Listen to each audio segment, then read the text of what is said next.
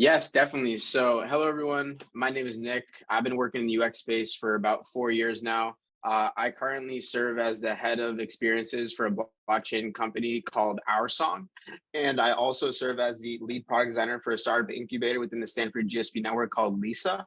And I've worked on all sorts of designs from mobile to web, but mainly now in the metaverse space, so AR, VR, and blockchain tech. And I've been all around from the UX research side to the UI side to managing designers as well as UX strategies. So the way this presentation is going to go, UX research is such a broad and wide and deep topic that I just don't want information dump on you guys for the next hour. So this is going to be like a 20 to 30-minute presentation of high level of UX research, some of the terms, who does it. And the rest of the presentation can be just me answering all your questions. It could be project specific, career specific, and kind of be like a fireside chat style, because I think that would be the most value that I would be able to provide you guys to answer your specific project questions and life questions. Okay, awesome. Thanks, Nick. In the next slide, we're just going to quickly thank our sponsors again. So you can see our sponsors here. We have Sketch, Lilly, the Rice Center for Career Development, Third Slant, Rosenfeld. On the next slide, we have a couple of more. Thank you to Wolfram Language, Fondren Library, Neighbors, A Book Apart, and Sticker Giant. Without our sponsors, this Design-a-thon would not be possible. The what and why and how of UX research. So we're going to be diving into some of the terms, some of the methods that UX research is done in, quantitative and qualitatively, and kind of the overall process of how you should be approaching your research, as well as some design thinking as well. Now, if you've never heard of UX research, it can be very overwhelming. So there's a lot of term inflation. There's a lot of terms that even mean the same thing. If you work with someone in Silicon Valley, they may say something else. If you work with someone in Europe, they're going to have a completely different term. But basically, it boils down to these four things. And the last one here, market research, that's recently become an industry standard. So you, as a UX researcher, in order to do your job fully and effectively, you are expected to know some forms of business logic, some sorts of finance as well. For instance, how to best monetize your product, how that would affect your bottom line. And you need to really be certain of the business model of your product that you're designing for. And now, just going down the list here. So qualitative research really tells you why something is happening. And qualitative research is outside of the numbers. It's more of a feeling. It's more of empathy and understanding your user. So for instance, let's say you're working on an onboarding flow and some of your data is saying, hey, after someone signs up on the third page, they're actually not putting in their email to receive our newsletter. Why is that? Now, your numbers are just telling you they're dropping off, but you don't actually know why. So in order to understand the why of something, you're going to need to sit down with a set of users. Typically 5 to 8 is the minimum. And you'll typically get about 90% of your insights within that range. Now, there are a few edge cases where you may want to interview, 20, 30, 40, 50 people if you have the budget and time for that. The more, the better, really. So when you're doing qualitative research, that's going to be things like discovery interviews, sitting with someone on a Zoom call like this, asking them questions, having them walk through the process of that flow. And you really should be asking questions that will get to the bottom of the problem if you understand the problem. Now, if you don't understand the problem, if you have no inkling of why, for instance, that person may be dropping off on that flow, you're going to be asking questions and just more so observing them. So you'd hand them the app, you'd have them say, hey, imagine a scenario where a friend asks you to download this app and sign up. You really want to set the context for this qualitative research, and you never want to blame the user for anything. It's never their fault of why something goes wrong. Even if they can't find something, it should be obvious to you. You always want to take the blame for something going wrong, and you never want to push them to give feedback. You never want to ask leading questions. So for instance, in that flow, you'd be like, do you think that this page is a little confusing? You're kind of leading them to say yes. You never want to do that. So qualitative research is all about understanding the why behind things. And we'll get into more of that later in the next slides, but that's just a quick overview of qual research. And that also includes things like contextual inquiries, which is going to someone's job site.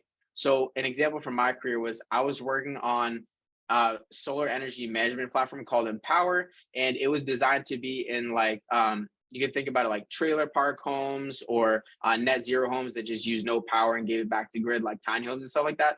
So I actually went to a tiny home that had this net zero technology in it. I interviewed the people who were staying there. You really need to put yourself in the shoes of the user, and that's what qual research is all about. Now, quantitative research is all about numbers and data, and this is very, very data centric. So it's going to tell you the what is happening, and this is very analytical. You're going to need to understand a lot of data, and if you really want to take it to the far end, you're going to need to understand some Python and data science as well. Now, that's a specific set of discipline, and that also is typically someone else's job. Now, in a smaller company, if you have those skills, you could do both qual and quant. But you're typically so busy with qual research that you may not have enough time to do with quant, and that's a completely other separate position and role in the industry. Now, quant is also very similar to data science in a way that you'll be finding patterns in data. You'll be using analytics tools like Google Analytics, Maze, UXCam. These are just some tools in the industry that people use. And you'll typically be also talking to the marketing team. So for instance, if you're running a campaign, you're going to be asking, did these users come from Facebook? Did these users come from, Twitter? You're going to want to understand their entire user journey. And quant research is all about keeping up with the numbers, understanding where things are going wrong in your app, understanding people's session time. Nick, I'm really sorry to interrupt. Are you trying to switch your slides? Because currently we're seeing the what is UX research slide. No, I'm still on this. I'm going to move on to the next one. I'm sorry. Just wanted to check. Yeah, no worries. So quant research is all about getting into the numbers and understanding patterns of data and finding those. Now, design thinking is very closely tied to qual research. So you're going to want to always put the user first as the hero. So in my form of design and many other designers I work with, we typically always put the user feedback above the business model and the kind of how we're trying to make money, and try and fit that in there and retrofit into the business model. So you always want to make your users happy as much as possible and make things as easy for them as possible. And you never want to say, oh, I think it should be this way. Your colleague says it should be this way. Everyone's going to have an opinion. You should always go with what's best for the business model, what's best for the user. Now, lastly on this list, we have market research. So that's going to be things like your total addressable market and your serviceable addressable market. Those formulas you can find on Google. You are expected to know those. So when you're doing market research on your competitors, you're supposed to know how they make money, how much money they make, how many people are in their company. You can find that on something like Crunchbase, how long they've been in business for, what businesses the founders ran prior, study the employees of that company, and really try and compare their UX flows to your app. So how do they do their sign-up flow? Try and take things that work from them to you. See where they fall short, see where you can improve as well. Now, that's the high level overview of it. Now, in industry, who does UX research? So if you're in a small company, it's typically going to be, your responsibility as an end-to-end product designer or UX designer. And that'll typically mainly be on the qualitative side. So a lot of user interviews, a lot of discovery, usability tests and stuff like that. And in bigger teams, in mid-sized to large-sized companies, you will have dedicated UX researchers. So those people will not touch the UI design at all. They'll simply just get the data, present it in a report, whether it's a slide deck, document, or usually both. There's typically, or even a video. I like to do those as well. So I like to present my research videos. You can really get creative with how you want to present the data to your colleagues.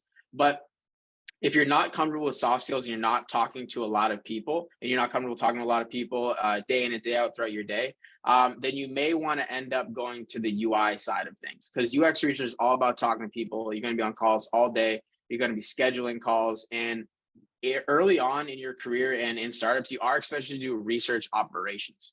Now, research operations includes finding people to interview, compensating them for the interviews, deciding what tools you're going to use, scheduling everyone. So a lot of operations will fall into your lap as well. So you are getting to be a very organized person and kind of get used to ambiguity and being very busy all the time and having to talk to people. Now, the way product managers fit into this is product managers at your companies will typically set the direction of the product, and they'll look to you to provide research and validating the direction they've set. So as a UX researcher, you'll typically be working with product managers, engineers, and UI designers very, very closely, if not every day, multiple times a week. And you'll typically have 1 to 2 research managers, and in a small team, that'll be the product manager or the CEO. And on the quant side of things, the line between data scientists and quant UX researchers is very, very thin. So in a small startup, you'll probably have like a data professional, whether it's even just a data analyst or someone that can manipulate data, they'll help you do the quant research, but you'll know what questions to ask.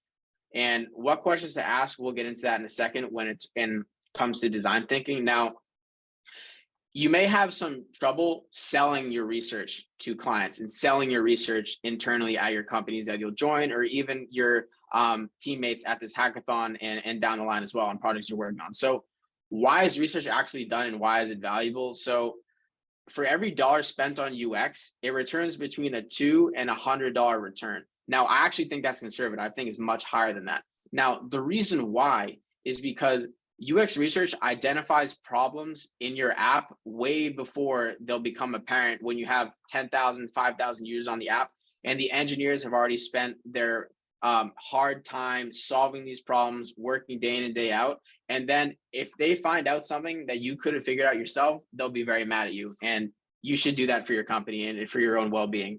You want to identify these problems early and raise the flags as early as possible. So if something in your research is saying, let's say you're interviewing musicians and they say, I don't want to use Spotify anymore because of X, Y, and Z. I want to go to Apple Music. Let's say you're building a new feature for music sharing, but they don't like to share their music on Spotify. They would like to just tweet out their music, for example. It's a pretty weird example, but it could happen, right? So now, if you're going to continue going down that path and none of your research has validated building that feature of sharing internal music on Spotify, but you continue down it, you're just going to be wasting time and money and resources. And in a startup, your time and your runway and money your company has is the most valuable asset you have. So you're gonna UX research really sets the presence for everything that really goes on in terms of the product and business model. So your job is going to be validating the business model that you're working on, validating the product and feature development and roadmap. So UX research is incredibly important, and you should feel confident in presenting this to your team. You're saving them time and money. This is why it's so valuable. Now, on top of that, market research is now your job. That's now become an industry standard as a UX researcher. So you are going to need to understand how your company makes money, ways to potentially make more money, how your competitors make money, how they lose money, and their weaknesses, kind of like a SWOT analysis, right? So strengths, weaknesses, opportunities, and threats, that can just go in a typical Google spreadsheet. A lot of your kind of market research and stuff will be just going in a typical spreadsheet. You can have a bunch of separate rows. And one of the books I mentioned here actually has a great template in it that you're able to just hop in there, put in whatever company project you're working on, align it with your competitors, and you can now analyze it that way. Now, even the biggest companies of the world, research is continually done over and over and over. So how do you know your research is good is when at the end of your research sprint, you have more questions than you do answers. So you're always trying to get new bits of information, new questions to ask, and discover new things about your product, user base, and even team. You should never be done with this. It never stops. You will always have stuff to do. Now, it's no consequence. It's no coincidence here that the biggest and best companies in the world, they do UX research constantly. Tesla and Apple specifically are known for incredible amounts of research and product development, incredible amounts of user interviews, understanding what people like and don't like, sending out surveys all the time, looking at the sentiment analysis of Twitter, seeing what people are saying, looking at the hashtag, stuff like that, and Airbnb as well, but to a slightly lesser degree. Now, all of these companies, they know that research is valuable, and that's now starting to trickle down into small startups. So if you even just have an idea going from 0 to 1, you don't even need to build a prototype yet. You need to do market research and UX research to understand if the solution you are working for even has a problem. You always want to start with a problem. You never want to start with a solution. You want to try and find a problem to solve and then find multiple solutions that could potentially solve that problem. Now, like I was mentioning earlier, the ROI of UX research is quite insane. It'll yield between, for every dollar spent, a 2 and 100. I think that's conservative, as I mentioned previously, but that's just sort of the industry standard. And you can kind of use that in your pitches to clients, companies, and stuff like that as to why they should invest in you, why they should invest in UX research and UX as a whole. Now, here down in this graph is the design thinking process, and where UX research specifically fits into this is the first 3. So empathize, what you're going to be doing there, that's going to be on the discovery portion of the research. Now, you may hear discovery research also be called generative research. Now, what that means is the same thing. It's just going to be generating insights for you and your team. So you're going to be understanding if the problem you're trying to solve, if the user base you're trying to solve, it actually has that problem, what their habits are. You want to understand what these people eat, where they go during the day, how they live their life, their lifestyle habits, how they spend their money, how they spend their time, what they like and don't like. You want to get as much information about these people as possible. That way you can go take that back to your team and inform them. And if anyone has any ideas, you could put that against the research and say, hey, I don't think this is a good idea because X. I think this is a good idea because Y. And you can always lead with the data, but it's not always about the data. It's about the feeling. It's about how people feel about things, what they say, their tone of voice and stuff like that. So data can only take you so far. You need to also use your best judgment and empathize with these users. Now, the second stage of the design thinking process, define. After you understand how your users think about everything, how they live their life, how they approach problems, and whatever kind of industry you're working in, you want to define the actual problems that they're having. So you want to take those problems, break it down into one sentence. Maybe we can use a user story, right? So we could do, as a user story, a good example of one is, as a busy professional, I use DoorDash because I don't have time to cook. Now, if we take a look at that user story, what the problem there is, I don't have time to cook. Okay, well, why don't you have time to cook? You're supposed to dive deeper in these interviews. You want to understand the why. Well, the truth is, why I personally use DoorDash is I don't actually know how to cook. So you need to not take things at face value. You need to continually ask them why and really, really try and define the problem. And when someone gives you a problem, there may be like 5 underlying problems below that. So it's all about digging deeper, asking questions even repeatedly, the 5 whys. You ask why 5 times, and then at the 5th answer, you'll get the true answer. That's a very common thing we say in design. Now, in the ideate stage, you'll touch that quite a bit, but you'll also be working with the UI designer and the product manager to ideate potential solutions to these problems. But everyone should be familiar with the design thinking process here. The prototype, you'll typically work with a front-end engineer or a UX engineer to actually build out the prototype after it's in Figma. And you'll also come in on the testing. So on the testing here, that will be a lot of the qualitative testing. So you'll put a prototype in Figma, you could share it on a Zoom like this, ask questions for a 30-minute interview, make sure it's recorded, and we'll get into how to actually run those interviews at the end of the presentation. And I'll answer all your questions that you have regarding quantitative and qualitative research and interviews and stuff like that. Now, on the implementation side of things, that's going to be more of the engineers than the product managers. But after implementation, that's where the quantitative research kind of comes in. And you'll also hear that referred to as evaluative research. Now, evaluative research is evaluating a product or a service that's already existing out there in the wild, whether you put it out or someone else. So evaluating is evaluating how it's doing, how users perceive it, what metrics, how your metrics are going, whatever the metric you're trying to raise or decrease, etc. So you're just going to be evaluating how it's doing, and then this process starts all over again and continually. Now, some of the methods of qualitative research includes diary studies. So a diary study can be run remote or in person. And what a diary study is you take a set of users of your target user base, if you have that in mind. If you don't, it could be a large set of personas, whatever.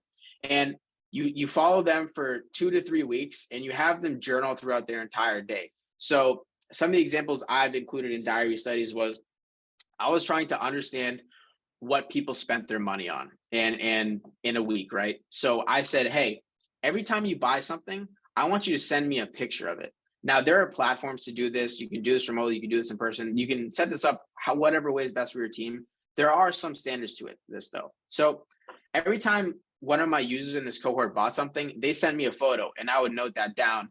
How did you feel when you bought that? Why did you buy it? How much did it cost? So you're really getting into their patterns of how they actually perform something and what they do.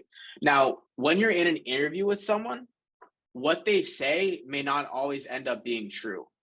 Past human behavior is the best predictor of future human behavior. If I say, hey, how often do you go on Facebook? Oh, I don't go off on that much. I don't really know. But in a diary study, if they end up going on 2 to 3 times a week, I can safely project that they'll probably go on 2 to 3 times a week in the near future. Even if they just told me, oh, I only go on 10 times a week or 1 time a week, you can't really trust everyone. And that's not their fault. That's just how we as humans project the future. Now, the diary study, you'll typically have people document their entire day for an entire week or two. So it'll be from the way they wake up to the time they go to bed with a few triggers. So you can set up the triggers. For instance, I just gave the example of buying something. You'll also want to know, where they're going, if they're comfortable sharing that, within reason, of course. How often they work, what do they do for work, some of their interests are, and seeing and identifying patterns in that. So you're really trying to get the what, where, and when, and why of how they're doing things. That's the entire purpose of a diary study. Now, a contextual inquiry is sometimes called an ethnographic study, and that's what I mentioned earlier in the presentation. So this is a time where, let's say you're designing something for Navy workers on a submarine. You're going to actually have to go to that submarine, get the context of how they do things, because there's only so much research you can do remotely. And when you're working on incredibly complex products, actually a really great example is like a surgical product. You're going to need to go into the OR and see how those surgeons perform the surgery. You're going to need to see their day-to-day life. You're going to need to be in their shoes and basically shadow them completely. And you're going to want to document their habits. That's what a contextual inquiry is. Now, a discovery interview is just a typical interview like this, face-to-face on Zoom or in person, just discovering how users perceive certain things, some of their habits. This can be even without a product. You're just trying to do a little bit of early stage market research, and it's also called generative research. So you're trying to generate some insights, find some patterns, find how people feel about things and stuff like that. Now, a focus group is similar. It's basically like a discovery interview, but with like 8 to 10 people in a room. Those are used less and less now in the industry. They are a little bit of controversial. I actually don't do them myself. I've been a part of them though. So that's basically generating a bunch of insights at once. You're trying to basically put a cohort of users in the room, see how they feel about certain things and stuff like that. But one of the weaknesses of focus groups is groupthink. So let's say you have one very user who's in the study that's very outgoing and very outspoken and wants to give you their opinion. So if they continue to give you their opinion, everyone will kind of jump in bandwagon. That's just how we are as humans. Now, if you have, and it's a lot of mesh of personalities, so you need to be careful. And they're typically run by 2 people at once. And a lot of these research should be done by 2 people at once. So one person will typically be facilitating the session, the other will be taking the notes. Now, you can also have an AI assistant, for instance, on Zoom, like Otter AI, actually compute the notes and send that to you later.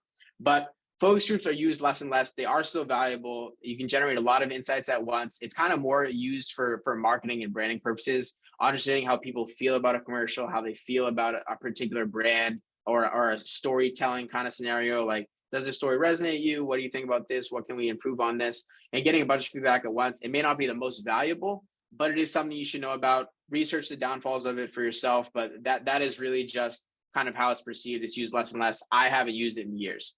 Now, moderated usability testing, there's unmoderated and moderated usability testing. What the difference between any kind of moderated and unmoderated study is, unmoderated is pretty automated. You'll have a set of questions, you'll send it to the user with a prototype, and they'll complete it on their own time. So let's say, hey, I want you to sign up, I want you to create a profile and send a message to your friend, and do it on your own time. And it'll be a recorded session and you watch it asynchronously on your own time. That's an unmoderated study. A moderated study is you actually go there with the person, you're on the Zoom call or in person with them. You ask, you could call audibles, right? If the research is going in a certain direction, you can ask different kind of questions. You have more control over the session and you can generate better insights on the research when you're kind of controlling it yourself. So the difference is basically unmoderated, you send them the test, they complete it on their own time, they send it back to you, and then you judge the insights for yourself in a typical recording. Moderated is you call the shots, you run how everything is going in that session, and you can kind of adapt it to how that user's acting, and you can get higher quality data that way, but it is more expensive and it does cost more. So when you're compensating these users for their time, because you will end up having to pay users eventually, it'll probably come out of the company money if you're a consultant. You may build a company for that as well. Now, unmoderated is usually cheaper, it's quicker, and you can get it done faster. Now, the data is a bit less accurate, but if you're starving for data and you need to get something done quick, that's a good option. Moderated usability studies, you'll generate high quality data depending on how experienced you are, how good questions you ask and stuff like that. For everyone starting out in UX research, I encourage you to do moderated studies. That's how you gain a lot of experience quick. You'll kind of get to know your user base. And once you're comfortable with like working with your typical persona of your company, you can then start doing a little bit of unmoderated studies. But if you just need a bunch of data quickly and you're short on staff, send out an unmoderated study, get some feedback on that, and also run a moderated study as well. Now, as I mentioned earlier, quant research is all about finding patterns in data, and you'll closely work with PMs more on this typically than qual research, because PMs, they typically, on average, it's hard to make an average of PM. It's such a wide ranging role, but they'll typically have more of a technical and kind of like even some finance backgrounds in business centric and business logical backgrounds. So they'll be in the weeds with the data with you, and especially data scientists, or some data scientists may hop to being a PM. That's completely fine as well. That's normal. So data is a must, but it's not the end of the story. So you always want to kind of, if you have, let's say you have a quick traction of data saying, I've interviewed 10 users and 8 of them, 80%, they bounce on page 5. Well, let's kind of back that up by a larger survey set of people. Let's kind of get some statistical significance. That's what quant research is all about, finding statistical significance in a large set of data. So you're going to typically be studying metrics more with this than qual. Like in a qual research, I'm not going to really be studying if they bounce on this user test or stuff like that. Like I'll note that down, but it's not something I'm typically looking for. Now, quant research is all about these metrics like bounce rates. So when someone leaves your product, how long it takes, where they left, stuff like that, time on task, how long it takes them to complete a task, whether you're trying to reduce that or for some reason you're trying to raise that. Those are all important metrics to track: success rate, how often they complete a task, stuff like that. Like quant research tells you more of the what's going on, and then it's your job as a qual researcher to dive in and understand the why and bring that back to these people. And this is also where surveys come in. So surveys are incredibly important. They're so deep and complex to understand. And there's an entire kind of subset of design called survey science, survey design. That's a completely separate topic in of itself. Now, you'll also be sending out surveys in qual research, but it's more so to qualify the participant that you will be talking to. So you're going to want to get high quality participants. So you're going to want to kind of screen them with a survey, but you're not going to be asking 100 questions or 50 questions kind of that a quant survey would run. So you should understand surveys. You should get good at surveys. You'll probably be doing that regardless. Even if you're going to become a PM or something like that, you're going to want to be familiar with surveys. And we can get into that after the call as well. Now, tools of the trade, just typical tools that you'll use as a remote UX researcher or even in person. Figma's industry standard now, Zoom or Google Hangouts. I just put Zoom here because they have a better recording feature than Google Hangouts. Your data will typically be stored in Google Drive or a UX research repository called Dovetail. Now that's a paid tool. That's a really good tool, but Google Drive is free. That's why I put it here so everyone can get started. If you want to make some videos and get creative, that's just how I personally like to do my reports. I like to make videos, edit videos and stuff like that. That's why I put Adobe Premiere here. And if you don't have a note taker and you're, a 1-person team, 2-person team, you should typically aim to run these studies with 2 people, someone taking notes and someone facilitating the session. But if you don't, you should have Otter AI or another automated note taker to kind of take it down, because when you're interviewing someone, you want to be fully present. You don't want to be writing down notes, going back and looking distracted. It looks unprofessional. You're also not present. You want to be grounded and present and match the user's frame. Now, in this presentation, I've also added a tool of literally every single tool that's used in the industry here. So you can research them for yourself, what you like, what you don't like. I have my own opinions. You'll feel free to ask me at this presentation, but these are pretty much the best tools here. There are some specific research tools we can get into, like SurveyMonkey and DScout, but those are quite expensive and not really on the startup side of things. But if I had to pick 3 books for everyone to get started, I chose these ones. Now, these 2 books, all of these 3 books you could read within a week if you dedicated some time. Let's say, this one, the first one takes about 2 to 3 hours. Second one takes about another 3 hours. UX strategy is a little bit longer. That's about like 4 to 5 hour read. But all of these books, I have many books. There's many, many great books on UX research and UX design. But if you don't know anything about it and you want to get started next week, read these, and this will put you in a great position. Now, Steve Krug is a great UX researcher. He's world renowned. These books are incredibly famous, so I highly encourage you to read them. They're also taught in design curriculums across the world. So pick up a copy. You may be able to find a copy online, an ebook, Kindle, whatever. But these will really bring you from 0 to 1. And even if you're an experienced designer, this is going to teach some stuff that you don't even think about before. I've learned so much from really all of these books, but most recently UX strategy. That was the most recently one I read a few months ago. It was great. That's more on the market research and how UX kind of fits into that and strategy side of things. Whereas these first two are about how to design actual websites or mobile apps and how to run the moderated studies and unmoderated studies. That's what Steve Krug is all about. Now, if I had to give you a 30-second guide to get started incredibly quickly, you're going to research your market opportunity and competitors. That's going to be called desk research. Then you're going to build a screener survey of 10 questions or less to vet interview participants. And you're going to want to include 1 to 2 short answer questions in that. Why?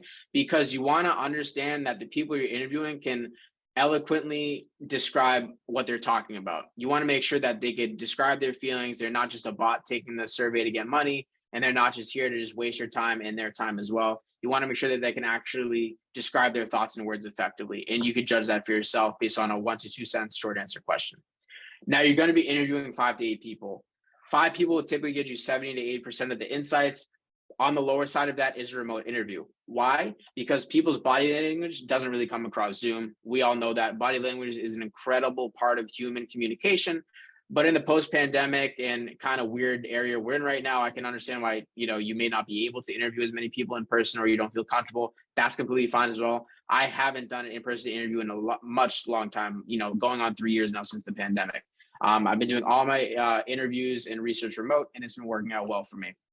Now, there is a caveat to this. So when you are working on XR technologies, whether it's VR or AR and spatial computing and stuff like that, you are going to need to see how people interact with the environment around them. And remote research for XR technologies is not that effective as of right now. It's hard to find participants. You're going to need to either mail them a headset, or they need to have it themselves. And there's not just that many people that have a couple of VR headsets laying around, 1 or 2, and it's a long process. It takes longer. They're also going to need to get used to the typical technology. So you're going to have to discern, what's them getting used to VR and XR technology in general versus what's with my product. So if you're going to work on a product like that, I do recommend you to really try and interview people in person. That's the only caveat to my research recently. I have been interviewing these people in person. Now, ideally, if you have the time and resources, you should aim to interview 8. Google has that rule as well. They love to interview 8 people. That'll really give you 95+% of insights and potential problems. And the better you ask these survey questions, the better you find these qualified users to interview, the better of the insights you'll gain. So really try and spend a lot of time in the survey questions you're going to be screening users with, because that's honestly as important as all the other parts of the research, is finding the right people to talk to. Now, you should record the interviews and have a note taker with you. 30 minutes should be fine. Never ask 2 questions at once. That's a double barrel question. So a good example of that is, do you always go to Wendy's on Tuesday and do you always get a cheeseburger? We kind of do that subconsciously. We kind of ask 2 questions at once in normal conversation, but you never want to do that in UX research interviews. You always want to give them a chance to sit and think and be comfortable with silence and answer 1 question at a time. And as I mentioned previously, you don't want to ask leading questions like, wow, this app is kind of boring, right? You're asking for a confirmation, and they can kind of sniff that out, and they'll say yes to kind of please you and kind of go with your agenda. You never want to do that. That's going to bias your data, and it's going to make your data invalid. Another thing is, you don't want to be overly agreeable or friendly. You want to smile and be cool, but you want to maintain, stoicism, be calm, be collected. Don't be over the top. Just be super chill, kind of match their frame. But during the interview, you want to just be a little bit stone-faced, say, okay, that's great. That's cool. Let's move on. You don't want to be like, oh yeah, I completely agree with that. Yeah, that's great. That's awesome. And be really animated. You don't want to do that, because that will bias the data, and you may end up building too much rapport, which is what you don't want to do, because if they think you made the design, even if you did, they may say things to please you, and you may bias your data and not get the actual correct data. Now, my personal tip, this is the best single piece of advice I can give to anyone performing interviews, even on a sales call or pitching to someone, is only interrupt someone if you need to interrupt them. If they're completely talking out in left field and you have no idea what they're talking about on a separate subject, you don't want to interrupt people, because they can sometimes get offended. Their next sentence could be the biggest golden nugget you've ever received in terms of research. So I typically let people run their mouths. If it's going longer, I'll let it go longer. I got no problems with that. But you should be comfortable with awkward silences. Be comfortable with people talking for a long time, especially if they like you and they're getting to know you. They're going to ramble a bit. So try really only to interrupt them if it's really necessary. Try and steer them back with your questions and words, but don't just interrupt them and say, hey, actually, no, we got to get back on task. Only do that if you really, really need to. Since I've implemented that, the insights I've gotten have been a lot better. But that's the end of it. I know that was a lot of information. I'll open it up for questions, comments, and everything now.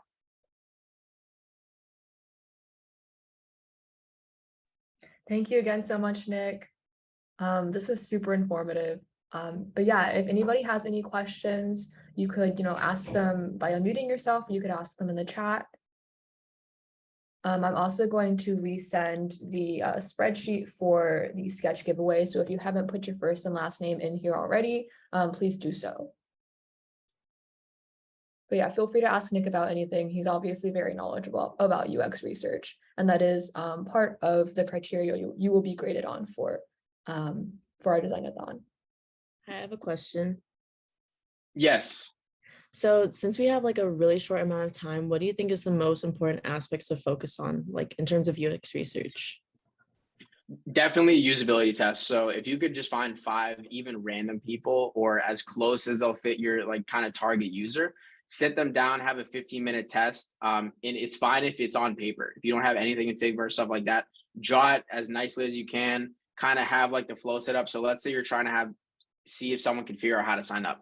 You'll draw the forms out on paper. You'll say, okay, what do you expect to happen after this? Can you attempt to log in on this page for me? But when you're doing these user interviews, you actually want to really set the context and scenario. So it's not really out of the blue, even if it's completely unrelated, right? So say, hey, imagine your friend just asked you to sign up for this app and you're in a rush. How would you sign up?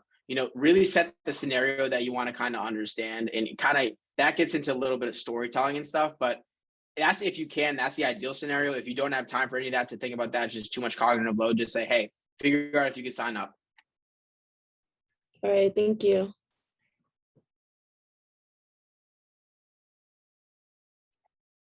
Sure. So do you have any advice for UX research for a design sprint like this Design-a-thon? How can we condense research so be effective? So the most important thing would be that those usability tests and making sure people can actually use your product or perform the actions that they would need to do to get, like, let's say 85 to 90% of the value of your product. Now, I'm not entirely sure what the grading criteria is, but if it's also related to feasibility and market, I would study your competitors, study the market size, like total addressable market and serviceable addressable market. But more so, it's strictly going to be on the usability side and discovery side, like the generative side. So interviewing people, seeing if this is a problem that they do have, seeing if they can use your app. If you already have a prototype and stuff and you want to kind of beautify it up, you can kind of ask people what they think about it. Do you like this? Do you not like that? That's kind of not the best question to ask, but since you have very little time, you can ask it. But really try and see if you have a wireframe to see if they can discern what it is and what that product actually does.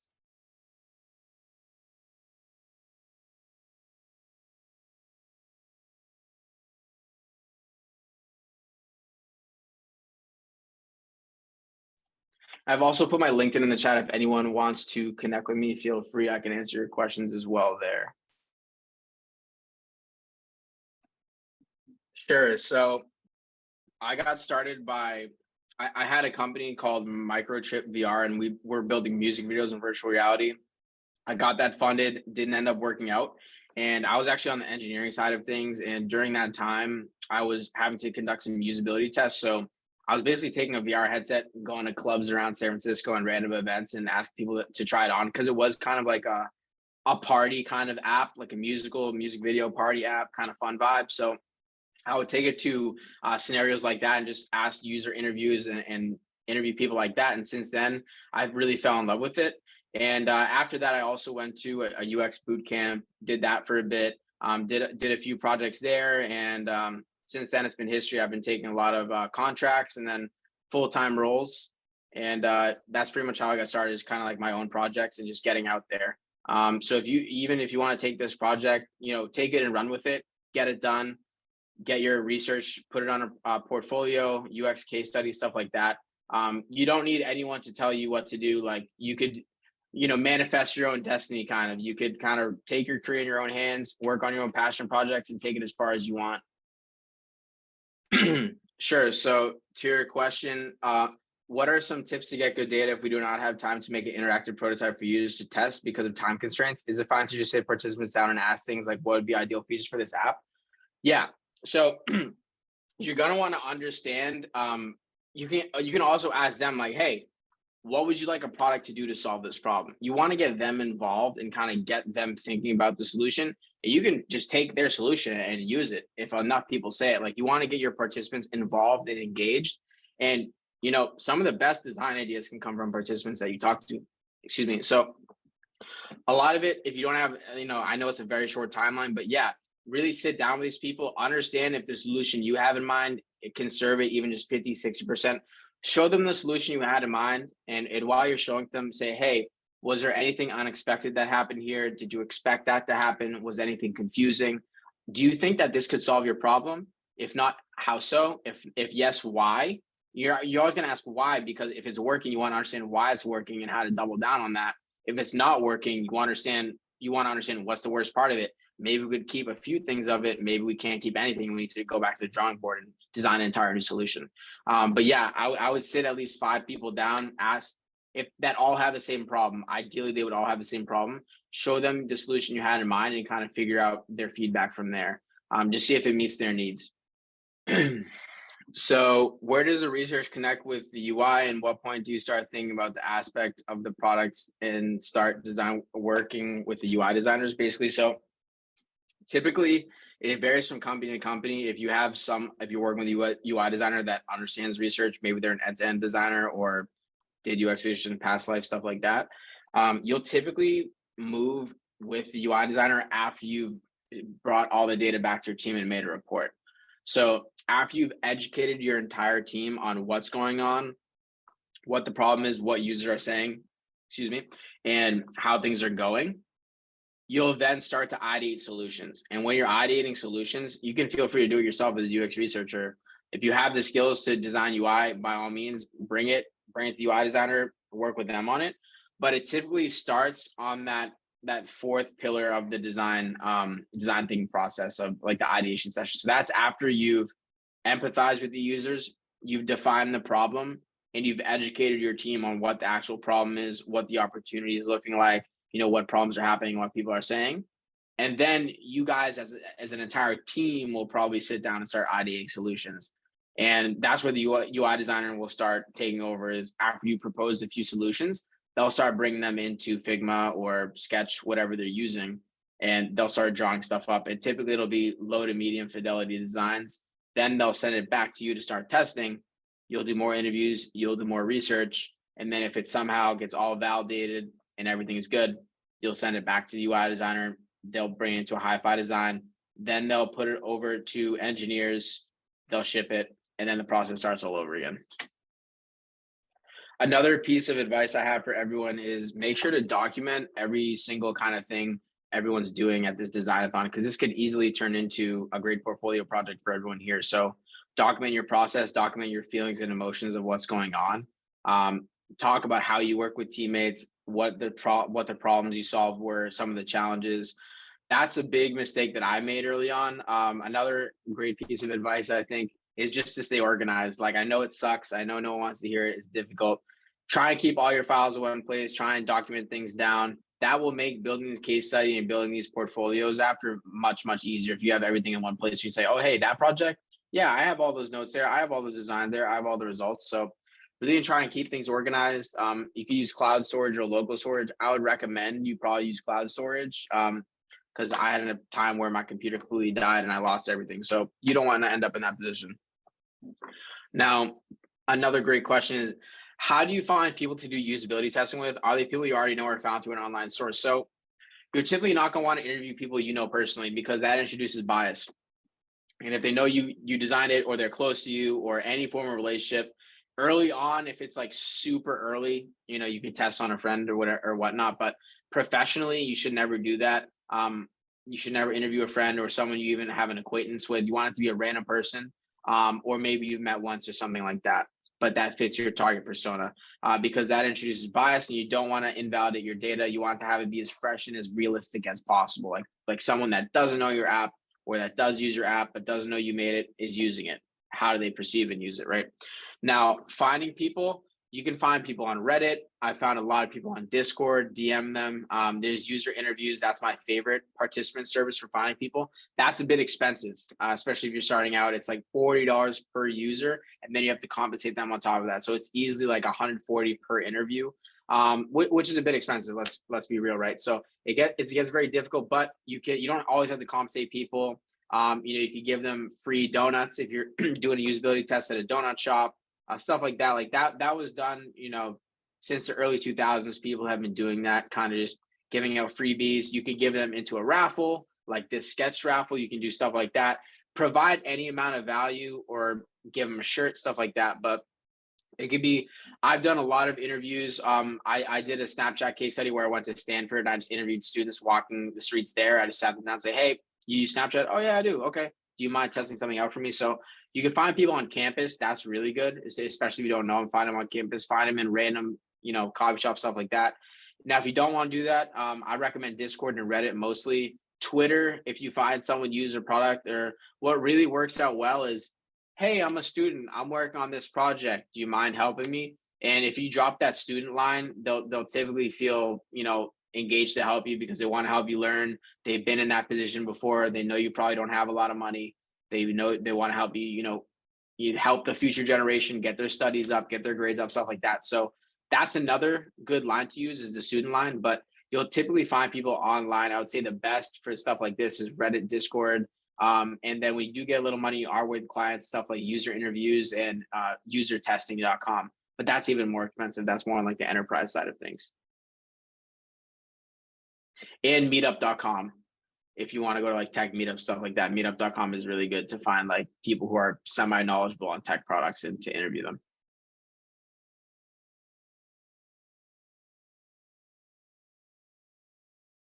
And if anyone's going to ask this question, if anyone's wondering it, should you interview the same people? The answer is no, because then they would have already had that stimulus exposed to them of that prior test, and they may remember certain things. So you always want to interview with a fresh set of users, unless a little bit of time has gone by and you designed a solution to particularly fit the pain points you identified in that first interview to see if it solves it.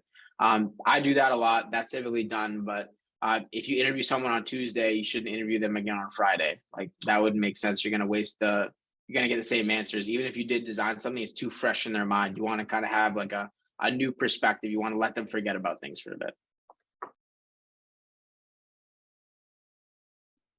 Okay, it is 8 p.m. And I want to be mindful of everyone's time, because this workshop was scheduled from 7 to 8. But thank you again so much, Nick, for presenting everything about UX research and being available for people to ask you questions.